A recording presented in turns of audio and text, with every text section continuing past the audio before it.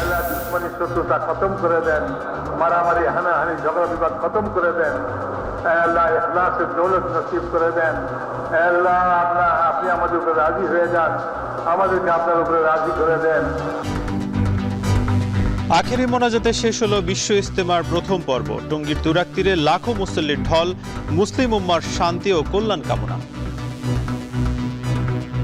ইবাদত সংক্রান্ত বিষয়ে আমাদেরকে দিক নির্দেশনা দিয়েছেন।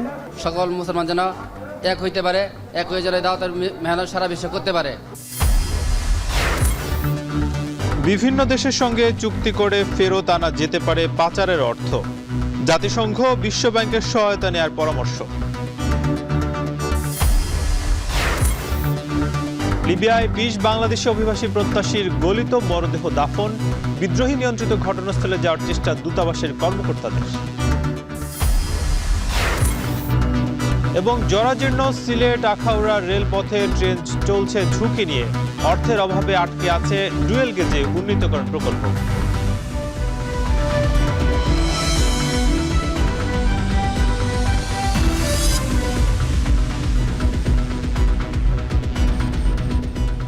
স্বাগত। এখন বাণিজ্যে পুরো আয়োজন জুড়ে সঙ্গে আছি আমি নাজমুস সাকিব।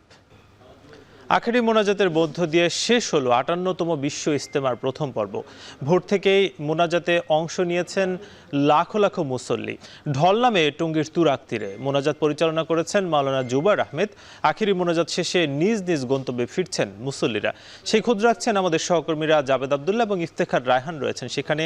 শুরুতে যাচ্ছি জাবেদ আবদুল্লাহর কাছে। জাবেদ, জানাবেন যে আখেরি মোনাজাতের অংশ নিয়ে কে কি বলছেন মুসল্লিরা এবং ফিরতি পথে কি ব্যবস্থাপনা রয়েছে কিনা এবং মানুষজন কিভাবে আসলে ফিরছে?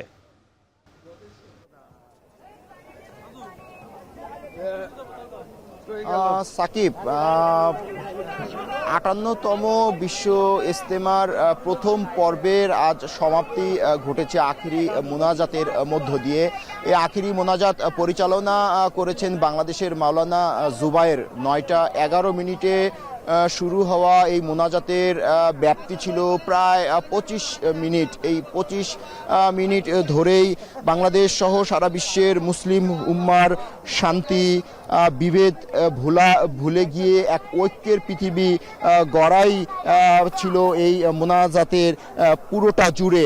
পাশাপাশি নিজেদের মধ্যে ঐক্য গঠনের বিষয়টিও মোনাজাতে বারবার বলেছেন মাওলানা জুবায়ের।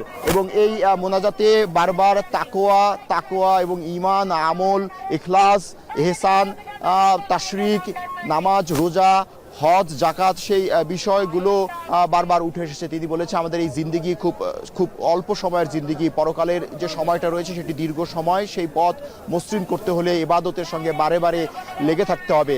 হুজুর পাক সাল্লাল্লাহু আলাইহি সাল্লাম যে ইবাদতের কথা বলেছে সেই ইবাদত তিনি নিজেই দাওয়াতের মাধ্যমে জিন্দা রেখে গেছেন। সেটি শুধু অনারবেই যে তার যে দাওয়াত কাজ তিনি করে গেছেন তেমনটি না, সমগ্র মানবকুলের জন্য, পৃথিবীর সমস্ত মানবকুলের জন্য তার দাওয়াত কিন্তু অব্যাহত ছিল। তারই ধারাবাহিকতায় এই বিশ্বের দ্বিতীয় বৃহত্তম মুসলিম জমায়েত, এখানেও মূলত দাওয়াতি কাজ হয়। এর একটি দিনের দায়ী যারা, তারা মূলত এই কাজটি করে থাকেন। দায়ী একটি আরবি শব্দ, এটির অর্থ হল ইসলামের দিকে অন্যকে আহ্বান করা এবং ইসলামের যে তাকিদা অর্থাৎ 6 কাজ, নামাজ, রোজা, হজ, জাকাত, বাবা মার ঈমান, আমল, বাবা মার প্রতি খেদমত, সেগুলোকে মূলত গুরুত্ব দিয়েই এই দাওয়াতি কাজ, এই মেহনতে যুক্ত হন ধর্মপ্রাণ মুসল্লিরা। সেই বিষয়টি মূলত এখান থেকে ধর্মীয় শিক্ষা শেষেই এখন দেখতে পাচ্ছেন যে লাখ লাখ ধর্মপ্রাণ মুসল্লি এরই মধ্যে টঙ্গীর ইজতেমা ময়দান থেকে ধীরে ধীরে বের হচ্ছে। ছোট ছোট জামাতে বিভক্ত হয়ে 7 দিন এবং 40 দিনের চিল্লার সাথী হয়ে কিন্তু তারা দেশের বিভিন্ন জেলায় এই ইসলামের দাওয়াত, ইসলামের সৌন্দর্য, মহা যে পবিত্র কোরআন রয়েছে, মহাগ্রন্থ আল কোরআন, সেই আল কোরআনের যে বাণী, সেই বাণী নিয়ে কিন্তু তারা জমিনের প্রতিটি কোনায় ফিরে যাবেন। আমরা দেখছি এই যে 25 মিনিটের দীর্ঘ এই মোনাজাতে মাওলানা জুবায়ের তিনি বলেছেন নিজেদের মধ্যে ঐক্য বজায় রাখা যায় তাহলে পৃথিবীর এমন কোনো জমিন নেই যে জমিনের কোণে কালেমার পতাকা উড়বে না। সেই বিষয়টি তিনি বারবারই বলেছেন এবং তিনি এও বলেছেন যে আমাদের প্রতি কদমে কদমে গুনাহ, সেই গুনাহ একমাত্র আল্লাহকে রাজি খুশি করতে পারলেই সেই গুনাহ করা সম্ভব এবং ইহকাল এবং পরকালে সফলকামী কামিয়াব হওয়া যাবে একমাত্র শুধু আল্লাহর ইবাদত এবং আল্লাহকে রাজি খুশি করার মধ্যে দিয়ে। তিনি বলেছে বাতিলকে বাতিলের খাতায় রাখতে হবে, আর হকের বেলায় ইনসান ইহসান ইখলাস এবং তাকিদার উপরে গুরুত্ব দিতে হবে, হকের উপরে থাকতে হবে। অর্থাৎ হুজুর পাক সাল্লাল্লাহু আলাইহি ওয়াসাল্লামের যে বাণী এবং আল্লাহ পাকের মহান স্রষ্টার রবের যে হুকুম, সেই হুকুমের উপরে থাকতে হবে। ইসলাম কি শান্তির ধর্ম, কিন্তু সেটি ইসলামের উপরে আসলে দিন প্রচার করা একটি কঠিন কাজ। সেই কঠিন কাজ, এই মেহনতি কাজ দিয়েই সেটিকে সহজ করা যায় বলে কিন্তু তিনি বারে বারে এই মোনাজাতে একটু জানিয়ে রাখি 160 একরের ময়দান জুড়ে, নিশ্চয় আপনি ছবিতে দেখতে পাচ্ছেন 160 একরের ময়দান ছাপিয়ে এই টঙ্গী তুরাগ তীরের আশেপাশে এমন কোনো ময়দান নেই যেখানে, এমন কোনো জমিন নেই যেখানে এই ধর্মপ্রাণ মুসল্লিদের পায়ের ছাপ পড়েনি। তো এই মোনাজাতের মধ্য দিয়ে প্রথম পর্বের আনুষ্ঠানিকতা শেষ হলো। আগামীকাল অর্থাৎ 3, 4, 5 তারিখ দ্বিতীয় পর্বের আনুষ্ঠানিকতা শুরু হবে। এই প্রথম পর্বে 42টি জেলার ধর্মপ্রাণ মুসল্লিরা কিন্তু অংশগ্রহণ করেছিলেন এবং এই যে দ্বিতীয় যে ধাপ আছে, কালকে থেকে শুরু হবে দ্বিতীয় পর্ব, সেই দ্বিতীয় পর্ব মূলত আরও 22 জেলার যে ধর্মপ্রাণ মুসল্লিরা রয়েছে তারা সেখানে অংশগ্রহণ করবে। দ্বিতীয় পর্ব কালকে থেকেই শুরু হবে 3, 4, 5। সেখানেও ভারত সহ হিন্দুস্তান এবং বাংলাদেশের মুরব্বী উলামা মাশায়েখ সহ শুরাই নিজামের মুরব্বীরা কিন্তু সেখানে বয়ান রাখবেন। তো আমি যেখানে দাঁড়িয়ে আছি এটি কামারপাড়ার একটি পয়েন্ট। মূলত এই পুরো ইজতেমা জুড়ে এরকম 18 থেকে 19টি পয়েন্ট রয়েছে, যে পয়েন্ট ধরে কিন্তু ধর্মপ্রাণ মুসল্লিরা ইসলামী শিক্ষা শেষে, দ্বীনি শিক্ষা শেষে বের হয়ে যাচ্ছেন। তো আমরা যেখানে আছি এটি কামারপাড়ার পয়েন্ট।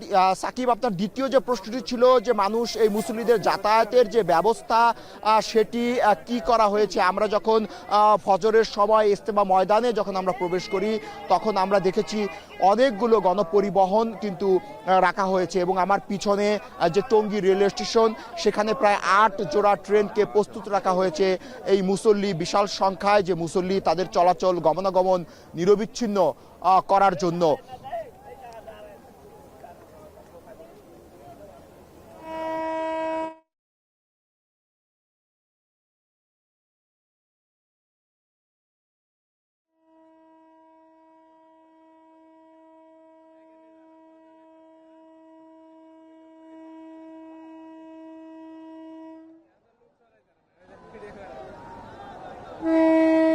মুসলিম বিশ্বের ঐক্য, সমৃদ্ধি ও সফলতা কামনা করে শেষ হয়েছে বিশ্ব ইজতেমার শুরাই নিজামের প্রথম পর্ব এবং এই মুহূর্তে আমরা দেখেছি যে 3 দিনের যে ইবাদত বন্দেগী রয়েছে, সেই ইবাদত বন্দেগী শেষে মুসল্লিরা ঘরে ফেরা শুরু করেছেন এবং মুসল্লিদের এই বাড়ি ফেরার যে চিত্র সেটি কিন্তু আমরা দেখতে পেয়েছি সড়ক পথে এবং রেলপথে।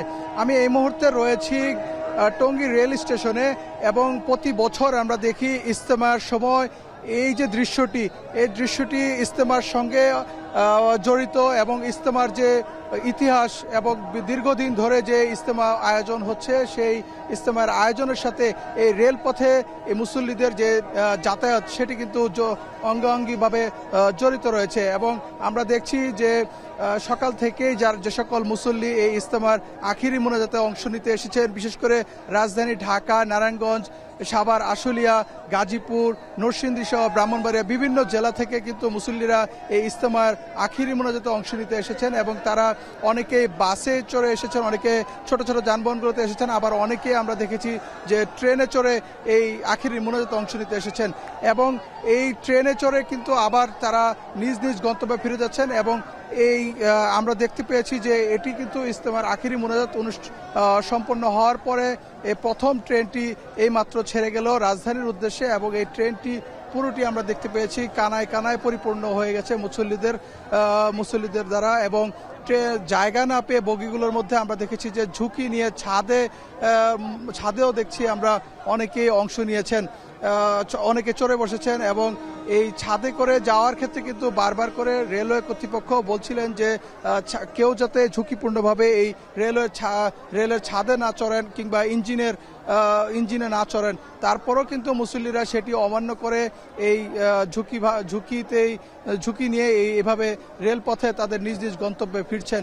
এবং আমরা বেশ কয়েকজন মুসল্লির সাথে কিছুক্ষণ আগে আমরা কথা বলেছিলাম, তাদের অভিব্যক্তি জানতে চেয়েছিলাম। মুসল্লিদের আমাদেরকে বলছেন যে প্রতি বছর যে এই টঙ্গীর তুরাগ তীরে যে বিশ্ব ইজতেমা হয়, এটি আসলে বাংলাদেশের মানুষের জন্য একটি আবেগের বিষয়, ধর্মীয় বিষয় এবং এই ইজতেমায় প্রতি বছর তারা মোনাজাতে অংশ নেন এবং শত কষ্ট শত দুর্ভোগ সত্ত্বেও তারা এই মোনাজাতে অংশ নিতে পেরে তারা বেশ খুশি। এবং তারা বলছেন যে বাংলাদেশের মানুষ যেন ভালো থাকে, পরকালে জিন্দেগি যেন সহজ হয় এবং এই প্রত্যেকটি মানুষ যেন হেদায়েত প্রাপ্ত হয়, সেজন্য কিন্তু তারা দোয়া করেছেন। এবং তারা দোয়া করেছেন মুসলিম বিশ্বের ঐক্য এবং শান্তির জন্য। বলে রাখি যে আজকে কিন্তু এই আখিরি মুনাজাতের মধ্যে দিয়ে সুরায়ে নেজামের যে অধীনে যে বিশ্ব ইজতেমার প্রথম পর্ব সেটি শেষ হয়েছে। এরপরে আগামীকাল অর্থাৎ সোমবার বাদ মাগরিব থেকে দ্বিতীয় পর্বের ইজতেমা শুরু হবে এবং সেটিতে অংশ নেবেন সুরায়ে নেজামের 22টি জেলার মুসল্লিরা। এবং ইতিমধ্যে যে প্রথম পর্বে যারা মুনাজাতে অংশ নিয়েছেন এবং প্রথম পর্বে ইজতেমায় যারা শরীক হয়েছেন তারা কিন্তু ময়দান ছাড়তে শুরু করেছেন এবং তাদের যে নির্বিঘ্নে যাতায়াতের জন্য ইজতেমার যে রেলওয়ে কর্তৃপক্ষ প্রত্যেকটি যে ট্রেন তাদেরকে এই আন্তনগর সহ সব ধরনের ট্রেনকে এই টঙ্গী স্টেশনে যাত্রা বিরতির নির্দেশনা দেওয়া হয়েছে। অর্থাৎ যে সকল ট্রেন এই টঙ্গী স্টেশনে থামতো না কিংবা যাত্রী ওঠানামা করতো না, সেই সকল ট্রেনও কিন্তু এখন আজকের দিন অর্থাৎ আখিরি মুনাজাতের দিনে এই জায়গাটিতে থামবে এবং তারা যাত্রী নিয়ে পারাপার নিজ নিজ গন্তব্যে ফিরে যাবে। এবং আমরা দেখছি যে একটি ট্রেন ইতিমধ্যে ঢাকার উদ্দেশ্যে রওনা হয়েছে, আরও একটি ট্রেন রওনা হওয়ার অপেক্ষায় রয়েছে এবং সেই ট্রেনটি তো আমরা দেখেছি যে ইঞ্জিনের সামনে কিংবা ট্রেনের ছাদের মধ্যে মুসল্লিদের আমরা ভিড় দেখতে পেয়েছি এবং মুসল্লিরা ঝুঁকি নিয়ে সে সকল ছাদে চড়েছেন। এছাড়াও অসংখ্য মুসল্লি কিন্তু এখনো নিজ নিজ গন্তব্যে যাওয়ার জন্য এই টঙ্গী রেল স্টেশন এবং এই রেল স্টেশনের প্ল্যাটফর্মে অবস্থান করছেন। একটি বিষয় বলতে চাই যে এই যে ঝুঁকি নিয়ে ট্রেনে চড়া, এটি কিন্তু বেশ ঝুঁকিপূর্ণ অবস্থায় আমরা দেখছি। অনেকে দৌড়ে ট্রেনে উঠছেন, অনেকে ছাদে উঠছেন, অনেকে ইঞ্জিনের মধ্যে ঝুলে যাচ্ছেন। সেই বিষয়টি কিন্তু বারবার এখানে রেলওয়ে কর্তৃপক্ষ নিষেধাজ্ঞা জারি করলো, সেটি কিন্তু শোনা হচ্ছে না। এবং একটু জানিয়ে রাখতে চাই যে আজকে যে মোনাজাত অনুষ্ঠিত হয়েছে, এই মোনাজাতে বিশ্ব মুসলিম উম্মার হেদায়েত, ঐক্য, সমৃদ্ধি, শান্তি এবং ইহকাল ও পরকালের নাজাত এবং দিনের দাওয়াত সর্বত্র পৌঁছে দেওয়ার জন্য দোয়া করা হয়। এছাড়াও সব ধরনের গুনাহ থেকে মুক্তির জন্য আল্লাহর কাছে নিঃশর্তভাবে ক্ষমা প্রার্থনা করেন মুসল্লিরা। আখিরি মুনাজাতে নিজের আত্মশুদ্ধি ও নিজ নিজ গুনাহ মাফের পাশাপাশি দুনিয়ার সব বালা মুসিবত থেকে হেফাজত করার জন্য দুই হাত তুলে মহান রব্বুল আলামিনের দরবারে সন্তুষ্টি অর্জনের আশায় লাখো লাখো মুসল্লি প্রার্থনা করেন। প্রায় 24 মিনিট এই মুনাজাতটি স্থায়ী ছিল এবং এই 24 মিনিটই আমরা দেখেছি যে মুনাজাত চলাকালে পিনপতন নীরবতা নেমে আসে এবং আমিন আমিন ধ্বনিতে মুখরিত হয়ে ওঠে ইজতেমা ময়দান এবং এর আশপাশের এলাকায়। এবং আমরা একটি বিষয় দেখেছি যে ইজতেমায় শুধুমাত্র পুরুষদেরই অংশগ্রহণ হয়নি, পুরুষদের পাশাপাশি আমরা দেখেছি যে নারীদের অংশগ্রহণ ছিল চোখে পড়ার মতো। বিভিন্ন বাসাবাড়ি, মার্কেট এবং যে সড়কের বিভিন্ন স্থানে পুরুষের পাশাপাশি আমরা দেখছি যে অনেকে পর্দা করে বোরকা পরে এই মোনাজাতে অংশ নিয়েছেন এবং তাদের সাথে আমরা দেখেছি ছোট ছোট যে শিশু বাচ্চা যারা রয়েছে, যারা এখনো বুঝেন না, তাদেরকেও কিন্তু তাদের পিতামাতা এই ইজতেমার মুনাজাতে অংশ নেওয়ার জন্য তাদেরকে নিয়ে এসেছেন এবং এই ইজতেমার যে সংস্কৃতি, ইজতেমার যে ঐতিহ্য, সেটির সাথে পরিচয় করিয়ে দেওয়ার জন্য তারা চেষ্টা করছেন। এবারের ইজতেমাটি কিন্তু একটি ভিন্ন প্রেক্ষাপটে হয়েছে। আপনারা জানেন যে তাবলিগের যে দুই গ্রুপের মধ্যে বিভাজন চলছে দীর্ঘদিন যাবৎ। 2018 সালে তাবলিগের এই দুই গ্রুপের মধ্যে অর্থাৎ বাংলাদেশের মাওলানা জোবায়ের অনুসারী অর্থাৎ সুরায় নেজামের অনুসারীদের সাথে ভারতের যে মাওলানা সাদ কান্দলভির অনুসারীদের মধ্যে একটি বিরোধ চলে আসছিল। সেই বিরোধকে কেন্দ্র করে কিন্তু দুই ধাপে ইজতেমা হচ্ছিল। 2018 সালে কিন্তু দুই গ্রুপের মধ্যে প্রাণহানির ঘটনা ঘটে। এবারও কিন্তু ইজতেমা শুরু হওয়ার 1 মাস পূর্বে টঙ্গীর ইজতেমা ময়দানে প্রবেশকে জোর ইজতেমা করা নিয়ে মাওলানা সাদ কান্দলভি এবং সুরায় নেজামের অনুসারীদের মধ্যে সংঘর্ষের ঘটনা ঘটে। সেখানে 4 জনের প্রাণহানির ঘটনা ঘটে এবং এই প্রাণহানির ঘটনার পরে কিন্তু ইজতেমার আয়োজন নিয়ে একটি শঙ্কা তৈরি হয় এবং ইজতেমার আয়োজনটিকে এই অন্তর্বর্তী সরকারের জন্য আয়োজন করাকে একটি চ্যালেঞ্জিং হিসেবে দাঁড় করায় এবং সেই চ্যালেঞ্জ কিন্তু বলা যায় যে শান্তিপূর্ণভাবে সফলভাবে প্রথম ধাপের ইজতেমাটি সম্পন্ন করতে পেরেছে এবং আইন শৃঙ্খলা বাহিনীর সদস্যদের আমরা দেখেছি যে কড়া নজরদারি ছিল ইজতেমা ঘিরে এবং কোনো প্রকার বিশৃঙ্খলা করতে দেওয়া হয়নি এবং যে পুরো ইজতেমা ময়দান এবং এর আশপাশের এলাকায় আমরা দেখেছি সার্বক্ষণিক পোশাকে এবং সাদা পোশাকে পুলিশ সদস্যরা নিয়োজিত ছিলেন। পাশাপাশি সরকারের সমস্ত সংস্থা, ফায়ার সার্ভিস, জেলা প্রশাসন, সিটি কর্পোরেশন সহ সকল প্রশাসন কিন্তু একযোগে এই ইজতেমাকে সফল করার জন্য কাজ করেছেন এবং তারই ধারাবাহিকতা আমরা দেখেছি যে গত বৃহস্পতিবার বাদ মাগরিব থেকে যে ঝুরায় নেজামের অধীনে যে প্রথম পর্ব ইজতেমার বিশ্ব ইজতেমার সেটি আজকে সফলভাবে আখিরি মোনাজাতের মধ্য দিয়ে শেষ হয়েছে এবং এই প্রথম পর্বে 41টি জেলার মুসল্লিরা অংশ নিয়েছেন এবং বাকি যে জেলার মুসল্লিরা অর্থাৎ বাকি 22টি জেলার এবং ঢাকার একাংশ পরবর্তী অর্থাৎ আগামীকাল সোমবার বাদ মাগরিব থেকে তারা এই ইজতেমায় অংশ নেবেন এবং আজকে এই প্রথম ধাপে যারা অংশ নিয়েছেন তারা কিন্তু ইতিমধ্যে ময়দান ছাড়তে শুরু করেছেন এবং তারা ময়দান ছেড়ে তাদের নিজ নিজ গন্তব্যে যাচ্ছেন। কেউ কেউ 1 চিল্লা কিংবা 2 চিল্লা কিংবা 3 চিল্লার নাম লিখিয়েছেন। তারা সেই সকল চিল্লার সাথী হয়ে তারা দেশের প্রত্যন্ত অঞ্চলে চলে যাবেন এবং হেদায়েতিমূলক কার্যক্রম এবং দিনের দাওয়াতের কার্যক্রম তারা করবেন এবং পাশাপাশি আজকে কিন্তু ময়দান খালি করে দেওয়ার জন্য নির্দেশনা দেওয়া হয়েছে এবং আগামীকালকে দুপুরের আগ পর্যন্ত সকালের মধ্যে পুরো ময়দান খালি করে সকাল থেকে কিন্তু দ্বিতীয় ধাপের ইজতেমার সুরায় নেজামের অনুসারীরা এই ইজতেমায় অংশ নেবেন এবং তারা 3 দিন ইজতেমা করার পরে 3, 4 এবং 5 তারিখ এই 3 দিন তারা ইজতেমা করে 5 তারিখ আখিরি মোনাজাতের মধ্য দিয়ে সুরায় নেজামের যে বিশ্ব ইজতেমার যে দ্বিতীয় পর্ব সেটি সম্পন্ন হবে এবং আগামী 14 তারিখ থেকে মাওলানা সাদ কান্দলভির অনুসারীদের ইজতেমা হওয়ার কথা রয়েছে। তবে সেটি এখনো হয় কিনা সেটি নিয়ে এখনো ধোঁয়াশা রয়েছে, আশঙ্কা রয়েছে। তবে আশা করা যাচ্ছে যে তারাও শান্তিপূর্ণভাবে ইজতেমায় অংশ নেবেন। তো এখন পর্যন্ত আমার কাছে এই ছিল টঙ্গী রেল স্টেশন থেকে ইজতেমা শেষে ঘরে ফেরা মুসল্লিদের সবশেষ তথ্য। শেখ হাসিনার 15 বছরের শাসন আমলে দেশ থেকে পাচার হয়েছে $234 বিলিয়ন। বিশ্লেষকরা বলছেন পাচার হওয়া অর্থ যতটা সহজে দেশের বাইরে গেছে ফিরিয়ে আনা ততটাই জটিল এবং সময় সাপেক্ষ। দুদক এবং বাংলাদেশ ব্যাংকের আইনজীবীর পরামর্শ সরকারের সম্মিলিত উদ্যোগ এবং বিভিন্ন দেশের সঙ্গে চুক্তি করে পাচারের অর্থ ফেরত আনতে পারে। জাতিসংঘ এবং বিশ্বব্যাংকের সহযোগিতা নিতে অন্তর্বর্তী সরকারের প্রতি আহ্বান বাংলাদেশ ব্যাংকের আইনজীবীর। বিস্তারিত জাহিদ হাসানের প্রতিবেদনে। অর্থপাচার একটি জটিল ও সূক্ষ্ম আর্থিক অপরাধ। অর্থপাচার চিহ্নিত করা, সঠিক তথ্য উদ্ঘাটন, পাচারকারীদের আইনের আওতায় আনা চ্যালেঞ্জিং কাজ। কারণ অপরাধটি করা হয় সুকৌশলে। আমদানি রপ্তানি বড় প্রকল্পের কেনাকাটার আড়ালে দেশ থেকে সবচেয়ে বেশি অর্থ পাচার হয়ে থাকে। ক্ষমতাচ্যুত শেখ হাসিনা সরকারের 15 বছরে বিভিন্ন দেশে পাচার হয়েছে 28 লাখ কোটি টাকা, যা অন্তর্বর্তী সরকারের গঠিত জাতীয় শ্বেতপত্র কমিটির অনুসন্ধানে উঠে এসেছে। কমিটির তথ্যমতে আওয়ামী লীগ সরকারের আমলে প্রতি বছর পাচার হয়েছে 1,80,000 কোটি টাকা। 2023-24 অর্থ বছরে রপ্তানি ও প্রবাসী আয়ের পরিমাণের 5 ভাগ টাকা পাচার হয়েছে। বিদেশি যত ঋণ ও বিনিয়োগ দেশে আসে তার দ্বিগুণ অর্থ পাচার হচ্ছে বলে দাবি করছেন অর্থনীতিবিদরা। গত 1.5 যুগে দেশ থেকে পাচার হওয়া অর্থ ফেরত আনতে জাতিসংঘ, বিশ্বব্যাংক, ইউরোপীয় ইউনিয়ন, যুক্তরাজ্য, যুক্তরাষ্ট্রের সহযোগিতা চেয়েছেন অন্তর্বর্তী সরকার প্রধান অর্থনীতিবিদ ডক্টর মোহাম্মদ ইউনূস। তিনি আশা প্রকাশ করেন পাচার হওয়া অর্থ ফিরিয়ে এনে বিচার করার। বিদ্যমান মানি লন্ডারিং প্রতিরোধ আইনের আলোকে পাচারকৃত টাকা ফিরিয়ে আনা কতটা সম্ভব ও বাস্তবসম্মত এর জবাবে দুদকের আইনজীবী বলেন, লম্বা প্রক্রিয়া, তবে সম্ভব। লেগে থাকতে হবে সরকারকে। বাংলাদেশের বিচারের নির্দিষ্ট আদালত থেকে আগে প্রমাণ হতে হবে যে এই পরিমাণ টাকা এই এরার মাধ্যমে পাচার হয়েছে। বিচারে যখন দেখা যাবে যে হ্যাঁ সত্যিই পাচার হয়েছে, তখন বিদেশে যে এই রায়টায় নিয়ে গিয়ে বিদেশি আদালতে আবার আরেকটা মামলা করতে হবে। তখন তারা আবার ওখান থেকে রায় দেবে। লিগ্যাল অ্যাসিস্ট্যান্স রিকোয়েস্ট আছে, এই আইনের মাধ্যমেই এই টাকাটা ফেরত আনা সম্ভব।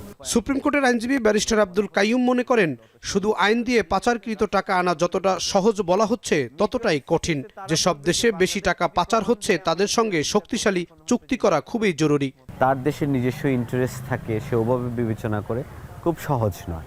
আমেরিকা, কানাডা বা আপনার যুক্তরাজ্যের সাথে মিউচুয়াল লিগ্যাল অ্যাসিস্ট্যান্সের এই অর্থগুলোকে ফিরিয়ে আনার জন্য, যদি এগুলো অপরাধলব্ধ অর্থ হয়, সেই টাকাকে আমরা কিভাবে ফেরত পেতে পারি, এই মর্মে আমাদের আসলে চুক্তি নাই বাংলাদেশের সাথে। বন্দি বিনিময় চুক্তি আছে না, এইভাবে একই আদলে আমাদেরকে অবৈধ টাকা প্রত্যার্পণ চুক্তি কিংবা এইরকম একটা চুক্তি করতে হবে। জাতিসংঘের দুর্নীতি বিরোধী আন্তর্জাতিক কনভেনশনের আলোকে পারস্পরিক সহায়তার মাধ্যমে পাচারকৃত টাকা ফেরত আনা সম্ভব বলে মনে করেন কেন্দ্রীয় ব্যাংকের আইনজীবী। বাংলাদেশ ব্যাংকের এখানে আইনে তার যে ক্ষমতা দেয়া আছে, সেই ক্ষমতাগুলো চূড়ান্তভাবে এবং খুব শক্তির নিরিখে, যে I am a powerful organisations, তার সম্পূর্ণ এখতিয়ার যদি বাংলাদেশ ব্যাংক খাটায়, সেই ক্ষেত্রে অনেক কিছুই করা সম্ভব এই অর্থ পাচারের ক্ষেত্রে।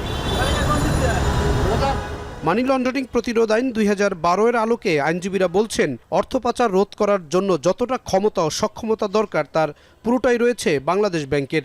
দেশ থেকে পাচার হওয়া অর্থ ফিরিয়ে আনার তেমন কোনো নজির নেই। তবে সিঙ্গাপুর থেকে 2009 সালে একবার 930 কোটি টাকা ফেরত আনতে পেরেছিল সরকার।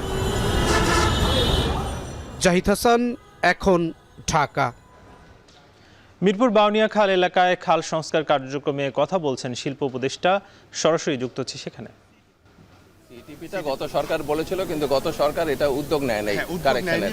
আমরা কারেকশনের উদ্যোগটা নিয়েছি। ব্যবসায়ীরা বলছে এটা উদ্যোগ নিতে 70 থেকে 80 কোটি টাকার মতো লাগবে, যেটা রিজওয়ানা আপু বলেছিল যেটা চাইলেই দেওয়া যায়, কমেও করা যাবে। করবেন মানে এটার উদ্যোগের কতটুকু কাজ আগাচ্ছে কিংবা কবে মধ্যে শেষ হবে? আমরা এটা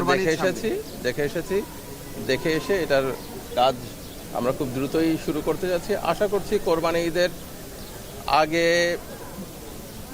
আগে কাজটা হয়তো শুরু করতে পারবো। শেষ কি হবে? শেষ তো লম্বা সময় লাগে।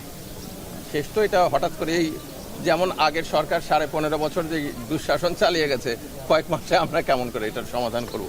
আমরা কাজটা শুরু করেছি যাতে এই অপশাসনের যে অবস্থা তৈরি হয়েছিল তার থেকে বের হয়ে আসে। কারণ চামড়া শিল্প অত্যন্ত গুরুত্বপূর্ণ আমাদের জন্য, কিন্তু চামড়ার বর্জ্যও ব্যাপকভাবে নদীর পানি দূষিত করে দিয়েছে, বিষাক্ত করে দিয়েছে।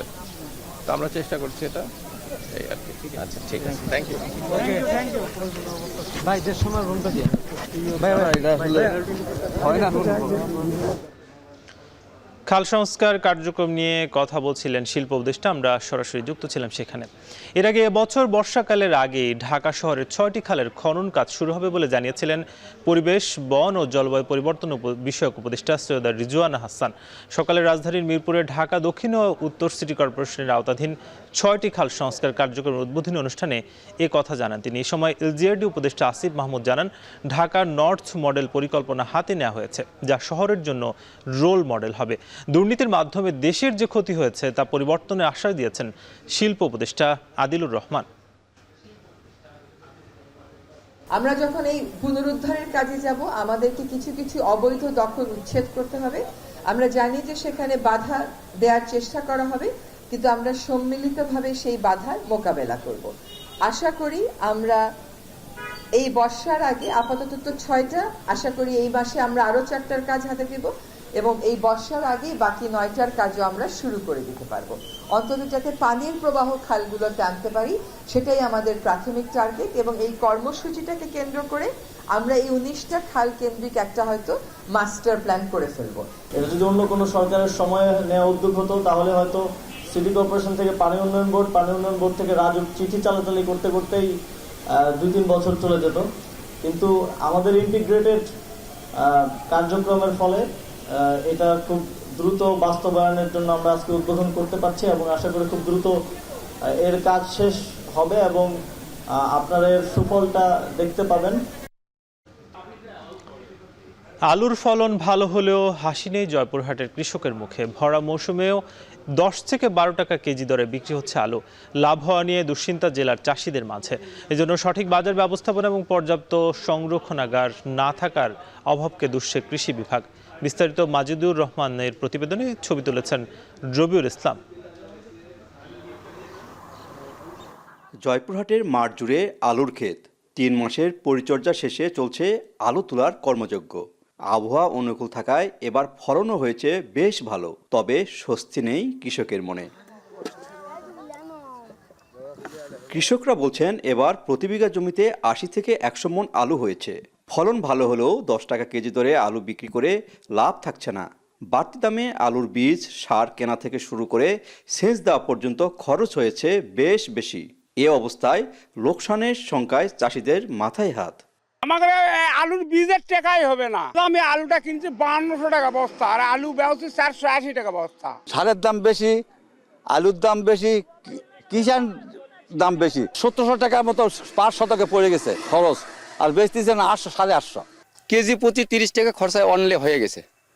আর আমাদের লাভ যদি 30-এর কিছু বেশি হয় তাহলে আমাদের কিছু লাভ হবে। ব্যবসায়ীরা জানান এবার অধিক জমিতে আলু চাষ হয়েছে। এছাড়া আগাম জাতের আলু নষ্ট হওয়ার আশঙ্কায় কেউ হিমাগারে রাখে না। ফলন ভালো হয়, কম দামে আলু বিক্রি হচ্ছে। এই আলুটা আসলে নতুন আগাম জাত হয়েছে, তো আলুটা তো কোলেস্টোরে রাখা যাচ্ছে না। এটা এই জন্য তৈরি করে কম দামে বিক্রি করা লাগতেছে। যে আলুটা তুলতেছে এখন এই আলুটা রাখা যাবে না, এটা এই মুহূর্তে বিক্রি করা লাগবে। আর যখন কোলেস্টোর ধরবে তখন তো কি দাম হবে এটা বলা যাবে না। জেলা কৃষি বিভাগ বলছে আলুর দাম কমার বেশ কিছু কারণ রয়েছে। বিশেষ করে চাহিদার চেয়ে বেশি আলু উৎপাদন হলেও নেই সঠিক বিপণনের ব্যবস্থা। এছাড়া বড় আকারের সংরক্ষণ ব্যবস্থার অভাবকে দুচ্ছেন এই কৃষি কর্মকর্তা। প্রয়োজনের অতিরিক্ত যে আলুটা আমরা উৎপাদন করি, এই আলুটা রপ্তানি করার যদি ব্যবস্থা করা যায় তাহলে কৃষকরা ভালো দাম পাবেন। আমরা কৃষি সম্প্রসারণ অধিদপ্তরের পক্ষ থেকে আলু রপ্তানির জন্য প্রয়োজনীয় পদক্ষেপ গ্রহণ করেছে এবং এখান থেকে আলু রপ্তানি হচ্ছে। জয়পুরহাটে এবার 43,950 হেক্টর জমিতে আলুর চাষ হয়েছে, যেখান থেকে প্রায় 9 লাখ টন বিভিন্ন জাতের আলু উৎপাদন হবে। ফলন ভালো হলেও লোকসানে পড়েছেন জয়পুরহাটের আগাম জাতের আলু চাষিরা। প্রতি কেজি আলু বিক্রি হচ্ছে 10 থেকে 12 টাকা কেজি দরে, যা উৎপাদন খরচই উঠছে না। আলু চাষিদের দাবি সঠিক বাজার ব্যবস্থা নিশ্চিত করে আলুর দামের ন্যায্যতা ফিরিয়ে আনার। জয়পুরহাটে কালাই থেকে মাজিদুর রহমান, এখন। সরবরাহ সংকটে ব্রাহ্মণবাড়িয়ার আশুগঞ্জ মোকামে চড়া ধানের দাম। লোকসানের অজুহাতে খাদ্য গুদামে চাল কম দিচ্ছেন চালকল মালিকরা। এ অবস্থায় চলতি আমন মৌসুমে ধান চাল সংগ্রহের সরকারের লক্ষ্যমাত্রা অর্জন না হওয়ার শঙ্কা তৈরি হয়েছে। যদিও খাদ্য বিভাগ বলছে লক্ষ্যমাত্রা অনুযায়ী ধান চাল সংগ্রহ না হলেও বিতরণ কার্যক্রমে তেমন প্রভাব পড়বে না। তবে চুক্তির সমপরিমাণ চাল না দিলে মিল মালিকদের বিরুদ্ধে নেওয়া হবে শাস্তিমূলক ব্যবস্থা। আজিজুল সঞ্চয়ের প্রতিবেদন। মেঘনার ভিউসি ঘাটে 100 বছরেরও বেশি সময় ধরে বসছে ধানের হাট, যা পূর্বাঞ্চলের সবচেয়ে বড় মোকাম। এখান থেকে ধান কিনে চাল তৈরি করে সরকারি গুদামে সরবরাহ করেন চালকল মালিকরা। পাশাপাশি চট্টগ্রাম ও সিলেট অঞ্চলের বাজারগুলোতেও চালের যোগান দেয় আশুগঞ্জের চালকলগুলো। প্রতি মৌসুমে চট্টগ্রাম বিভাগের মধ্যে সরকার সবচেয়ে বেশি ধান ও চাল সংগ্রহ করে ব্রাহ্মণবাড়িয়া থেকে। চলতি আমন মৌসুমের ধান চাল সংগ্রহ অভিযান শুরু হয় গত 17 নভেম্বর। জেলা খাদ্য বিভাগ প্রথমে 27,211 টন সিদ্ধ ও 5,593 টন আতপ চাল এবং প্রায় 4,000 টন ধান সংগ্রহের লক্ষ্য নির্ধারণ করে। তবে বাজারে ধানের সংকটের কারণে লক্ষ্যমাত্রা কিছুটা কমানো হয়। তবে গেল কয়েক মাস ধরেই আশুগঞ্জ মোকামে ধানের সংকট, যা দিন দিন আরও তীব্র হচ্ছে। ফলে দামও বেশ চড়া। বর্তমানে মোকামে প্রতিমন মোটা ধান কেনাবেচা হচ্ছে প্রায় 1400 টাকায়। এর ফলে লোকসানের অজুহাতে গুদামে চাল কম দিচ্ছেন মিল মালিকরা।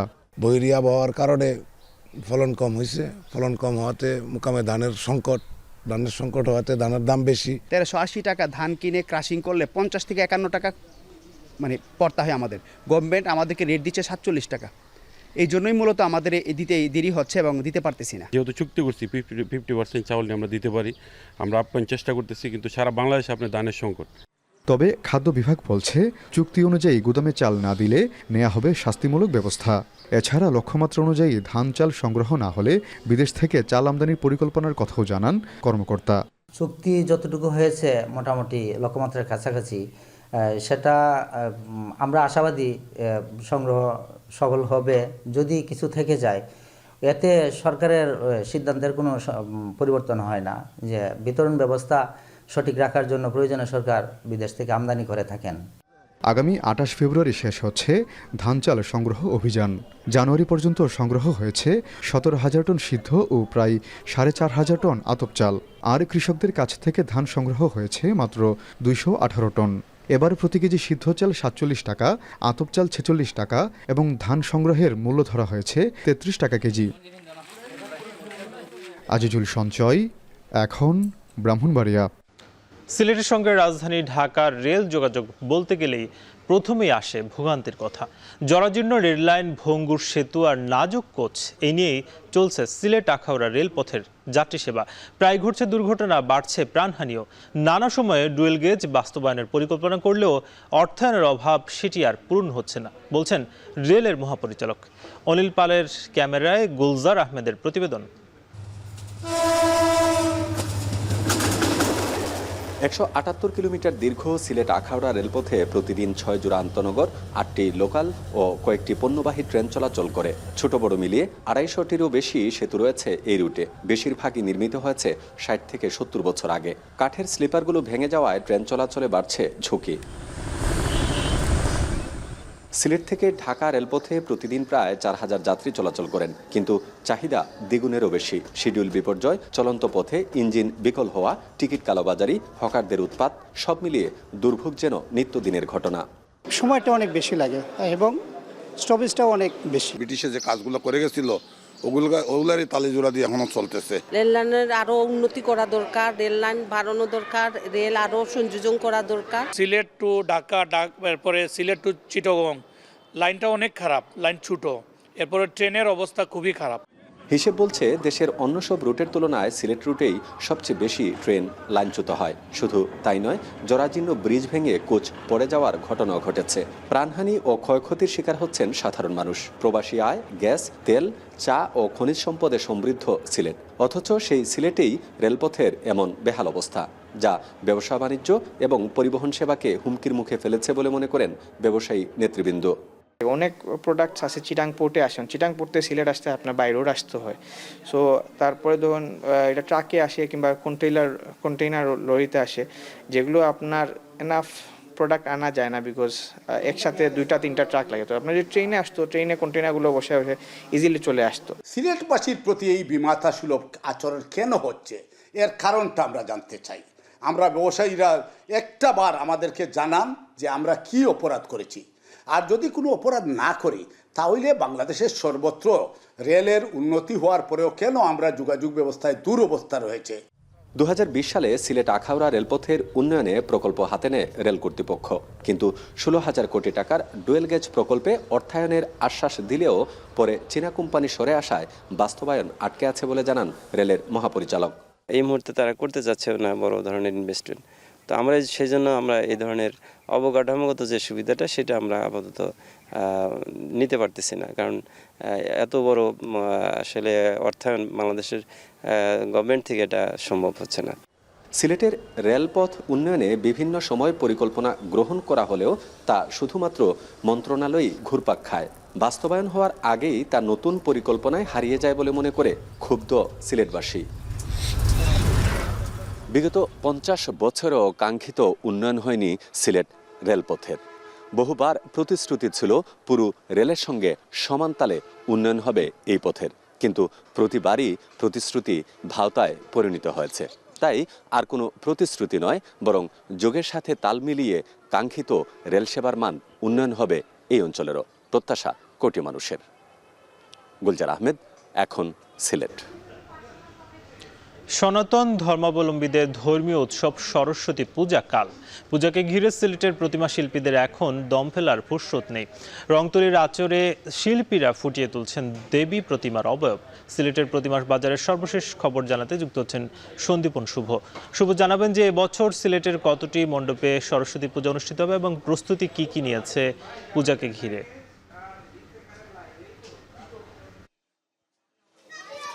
দেখুন, আমি এই মুহূর্তে রয়েছি সিলেটের দাঁড়িয়াপাড়ায় সবচেয়ে বড় প্রতিমা বাজারে, এবং এই প্রতিমা বাজারে প্রতি বছরই লক্ষ লক্ষ টাকার কিন্তু প্রতিমা কেনাবেচা হয়।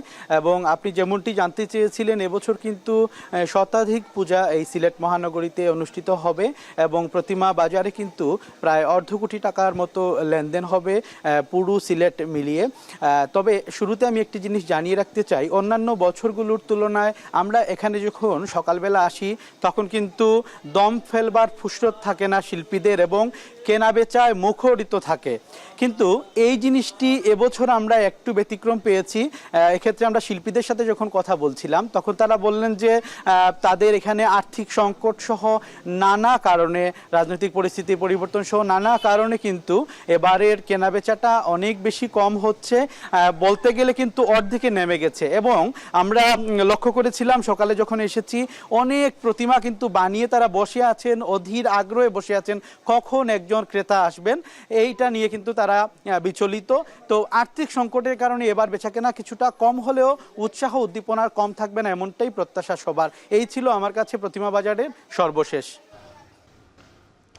সৌদি আরবে যেতে নিতে হবে মেনিনজাইটিস টিকা। সৌদি সরকারের এই নির্দেশনার পর থেকেই সরকারি হাসপাতালগুলোতে টিকা নিতে আসেন সৌদি আরব গমন ইচ্ছুকরা। নিয়ে আরও জানাতে বগুড়ার মোহাম্মদ আলী হাসপাতাল থেকে যুক্ত হচ্ছেন রাজীব সেলিম। রাজীব, জানাবেন যে টিকা প্রত্যাশীদের কোনো প্রকার দুর্ভোগ পোহাতে হচ্ছে কিনা?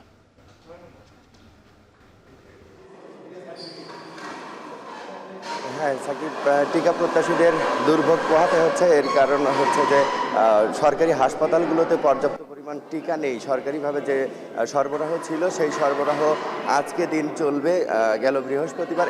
আমি এখন মোহাম্মদ আলী হাসপাতালে দাঁড়িয়ে রয়েছি। এই হাসপাতালে গেল বৃহস্পতিবার মজুদ ছিল 200টি টিকা, যার মধ্যে 113টি বৃহস্পতিবার দেওয়া হয়েছে এবং 45টি দেওয়া হয়েছে শনিবার। এখন আজকে রয়েছে 42টি টিকা, যে টিকা এখানে টিকা দেওয়া হয় 9টা থেকে 2টা পর্যন্ত। আর আজকে যে 42টি টিকা রয়েছে এই টিকা খুব দ্রুত শেষ হয়ে যাবে এবং আজকে যারা টিকা নিতে আসবেন তারাই টিকা পাবেন না। সৌদি সরকারের নির্দেশনা অনুযায়ী আগামী 10 ফেব্রুয়ারি যারা সৌদি আরব ভ্রমণ করবেন এবং ওমরা বা হজের জন্য যেতে চাচ্ছেন তাদের এই মস্তিষ্ক পর্দার প্রদাহজনিত যে রোগ মেনিনজাইটিস, এই টিকা নিতে হবে। এবং গেল বছর যারা নিয়েছেন, হজ যাত্রী যারা নিয়েছেন, তাদের এই বছর নিতে হচ্ছে না। এর কারণ মেনিনজাইটিসের টিকা 2 ধরনের রয়েছে, যে 5 বছর এবং 3 বছর মেয়াদি। গেল বছর যারা নিয়েছেন তাদের নিতে হচ্ছে না। তবে হাসপাতালগুলোতে প্রতিদিনই ভিড় বাড়ছে এবং প্রবাসী যারা রয়েছেন তারাও আসছেন হাসপাতালে টিকা নিতে। কিন্তু হাসপাতালে এসে যখন তারা শুনতে পাচ্ছেন যে আসলে কর্মী ভিসায় যারা সৌদি আরবে যেতে চাচ্ছেন তাদের আসলে টিকার প্রয়োজন নেই, তখন তারা ঘুরে যাচ্ছেন। যে কারণে হাসপাতালগুলোতে যে পরিমাণ ভিড় হচ্ছে, আসলে তাদের ততটা টিকার প্রয়োজন নেই। যারা ভ্রমণ এবং ওমরার জন্য যেতে চাচ্ছেন তারাই আসলে টিকা প্রয়োজন এবং তারা টিকা পাচ্ছেন। তবে আজকে টিকা শেষ হয়ে যাওয়ার পর আর প্রত্যাশীরা সরবরাহ না হওয়া পর্যন্ত তারা টিকা পাবেন না। এই ছিল আমার কাছে বগুড়ার মোহাম্মদ আলী হাসপাতাল থেকে টিকার সব শেষ খবর। সাকিব। লিবিয়ার পূর্বাঞ্চলে ভূমধ্যসাগরের উপকূলবর্তী শহর ব্রেগার পশ্চিমে আল আকিলা এলাকা থেকে অন্তত 20 জনের গলিত মরদেহ উদ্ধার করে সমাহিত করা হয়েছে। নিহতরা সবাই বাংলাদেশের নাগরিক বলে জানিয়েছে বাংলাদেশের পররাষ্ট্র মন্ত্রণালয়। তবে তাদের সঙ্গে কোনো ধরনের কাগজপত্র পাওয়া যায়নি। স্থানীয় উদ্ধারকর্মীদের ধারণা, নৌকা ডুবে অভিবাসন প্রত্যাশীদের মরদেহগুলো তীরে ভেসে এসেছে। যদিও এই বিষয়ে এখনও নিশ্চিত হতে পারেনি লিবিয়ার বাংলাদেশ দূতাবাস। এই ঘটনায় এরই মধ্যে একটি দলকে ঘটনাস্থলে পাঠানোর ব্যবস্থা করেছে দূতাবাস কর্তৃপক্ষ। নিহত, আহত ও ক্ষতিগ্রস্ত বাংলাদেশিদের দূতাবাসে যোগাযোগ করার অনুরোধ জানানো হয়েছে। গেল 30 জানুয়ারি বাংলাদেশের লিবিয়া দূতাবাসের ফেসবুক পেজের এক পোস্টে এসব তথ্য জানানো হয়। এই ছিল এখন বাণিজ্যের আয়োজনে। এখন টেলিভিশন ওয়েবসাইটে ভিজিট করুন www.এখন.tv। এছাড়া ফেসবুকে দেখুন facebook.com/tv.এখন, ইউটিউবে দেখুন youtube.com/c/এখন tv।